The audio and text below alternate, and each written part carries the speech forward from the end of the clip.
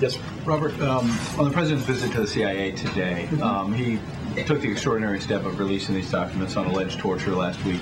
Had people like General Hayden alleging that this makes America less safe. I know you and other administration officials obviously disagree with that point. But why run the risk of making America less safe in their eyes when you're not going to take the extra step of actually holding Bush administration officials accountable? Let's understand, first of all, the background of this, Ed. There was a Freedom of Information Act case that the legal team here and at other agencies were very convinced was not winnable. That there wasn't going to be a way, in any way, shape, or form, to continue to hide these memos. I said this in response to a question, I believe either Thursday or Friday. What makes this country less safe is not the existence of enhanced interrogation techniques contained in a memo. It's that the world sees America and the values it holds up differently because it employed those techniques.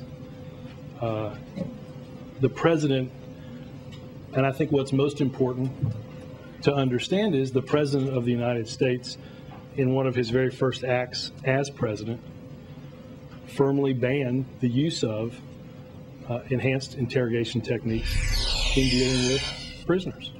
You talk about America's image around the world. The president has talked a lot about that as well. What signal does it send the world if potentially people in the Bush administration potentially broke the law? This administration is now saying we're too busy. There's a lot on our plate, obviously. This argument's been out there, but we're not going to. You said we can't look back, we want to look forward. Right, but what signals that send? The administration didn't say they were too busy, Ed.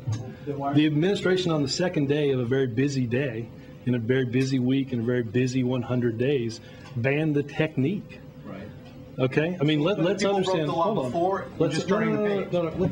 Give me a chance to answer your multitude of questions. I understand. I'm glad you've rephrased it.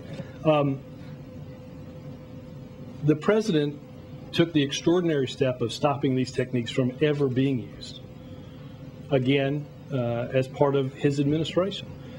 The president does believe, and the Attorney General said quite clearly, that those that believed in good faith that these techniques had been declared legal by the Department of Justice should not be prosecuted. The president also believes that rather than looking backward and fighting this backward, that it's important to move our country forward. That's what he signaled by banning the use of these techniques, and that's where his focus is. You're saying the people in the CIA who followed through on what they were told was legal, they should not be prosecuted, but why not the Bush administration lawyers? Very interesting exchange here. They're talking about the CIA and those memos that were released.